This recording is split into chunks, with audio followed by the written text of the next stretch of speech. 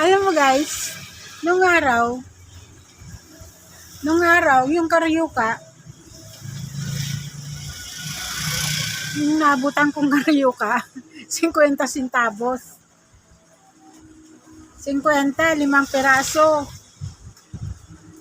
Tapos, nung ako'y titinda na ako, piso yung 3 piraso. Oh, di ba? Ngayon, 10 piso na. 10 piso na ang tatlong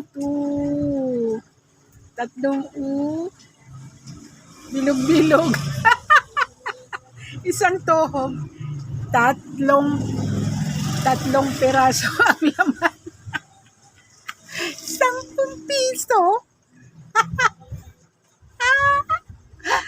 Ay, magiging mayaman na tayo, nagmamahal na yung mga paninda, at ikaw, hindi ka mahal. Pinaglaruan ka lang.